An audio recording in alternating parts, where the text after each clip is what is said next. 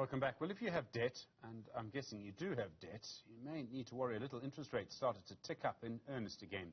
The Reserve Bank raising the repo rate today by 50 basis points to 4.75%. The prime rate is now 7.75%. Joined now by Tertia Jacobs, the Treasury Economist with Investec. Tertia, good afternoon to you. Thank you for your time on the pulse.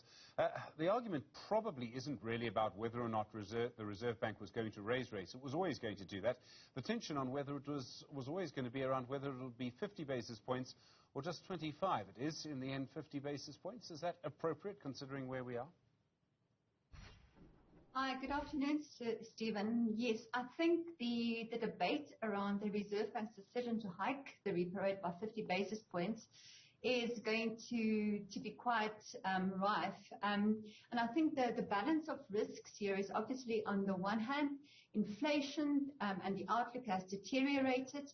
You know, in coming months, inflation is going to rise perhaps to 6.5%, 6.9% year on year. Currently, it is 5.9%. On the other hand, higher price increases combined with higher interest rates in the context of an economy with very high unemployment going to play out.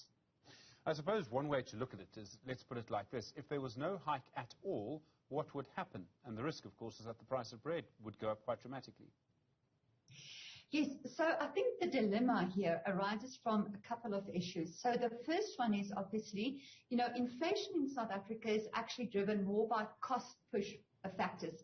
So as you're perhaps going to allude to later on, it's the fuel price, it's higher agricultural prices, and where South Africa differs, for example, from the US, and remember the FOMC is also playing an indirect role, and where they're coming in, is the second factor, because what the Fed is doing impacts global capital flows, and that, is also impacting the rand.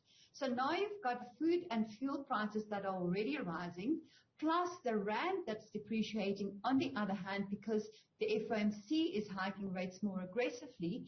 So what does it mean? So the risk here is, if the ZAR has not moved more aggressively in this round, the rand could potentially have weakened, and that could have added even more inflationary pressure. So it's a combination of factors, and they all at the moment have their own stories and driving factors.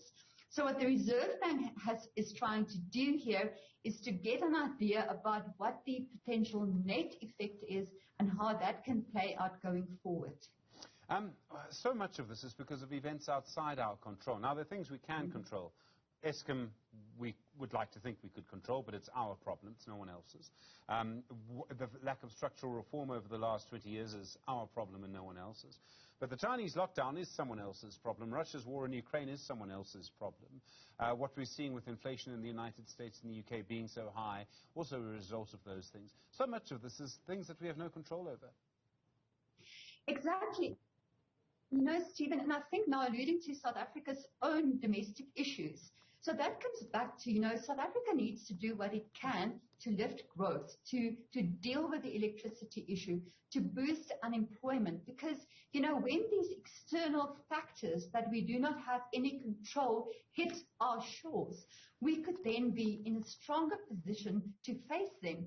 To give you an idea, the Fed is hiking interest rates at a time when their demand is very robust. The unemployment rate is around about 3.6%. So they're actually trying to reduce demand because demand exceeds supply. In South Africa, our demand is not growing rapidly, but and our supply side is also a problem. So that comes from the networking side. But input prices coming from food, fuel, potentially wages, lack of productivity, competition is actually exerting upward pressure on corporate margins. So if we had stronger demand, our ability to weather this kind of storm would have been much, much better.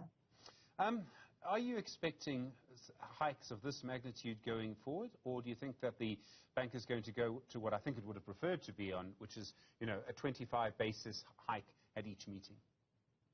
So that's actually going to be a very crucial dynamic about how this rate hiking cycle is going to unfold. I think the main issue here is that I think you said it when you started talking, is that the rate hike was expected. So the rate hike was seen in the context of this process of normalizing interest rates, and that still come from, when the COVID pandemic hit and the Reserve Bank reduced the repo rate by 300 basis points to 3.5%. So relatively compared to, like 5, 6, 7 years ago, our interest rates are too low. So the question all along has been, how fast will this policy normalization be? So we started off with gradual rate hikes. Then in the second quarter, April, May, the outlook for inflation deteriorated. The Fed hiked rate more aggressively. And I think the combination meant that the Reserve Bank the repo rate was slightly below where inflation is heading to. But I think with this 50 basis points that we've had, hereafter, we should return to a more gradual rate hiking cycle. Because, it's always about, the argument is about, not to hurt the economy. It's more sending out a very strong message. And this message is, about inflation expectations. Because, inflation expectations tends to propagate, before we know, and I think, that's one of the big dynamics internationally, why the ECB is even going to start hiking rates probably in July, because they're worried about inflation expectations. And in this kind of environment, the risk is that it can be driven by like a wage price spiral. So very important to try and anchor inflation expectations at the SARB's midpoint of 4.5%. Within all of this, we're living through, everyone lives through historic times, Tertia, but we're living through times that no one would have expected. In 2019, no one would have thought there'd be a pandemic, that Russia would invade Ukraine. In a way, this poses such huge problems for policymakers. We see inflation very high in places like the United States and the United Kingdom, I imagine, across Europe. Inflation around the world is going to be possibly the dominant economic and, I suspect, political issue. No matter what our bank does, we're going to be caught up in the storm as well. Yes, we are, because, the South African economy is very open to the rest of the world. So, from the trade perspective, you can see at least where we're benefiting at the moment is high commodity prices. But on the other hand, the rand is also highly exposed to what happens to capital flows, because we need inflows into our bond market. So, it's like the rest of the world sneezes and we catch a cold. So then to your other point that you made earlier on, it's so important for South Africa to strengthen our own building blocks for this economy. All of this then takes us to whether or not we're going to have, proper reform, and I think the answer is possibly in the short term, no. But nothing moves really in our economy until Eskom is fixed. We don't get to sort out youth unemployment until Eskom and so many other parts, network industries, Spectrum, all of those things are properly fixed.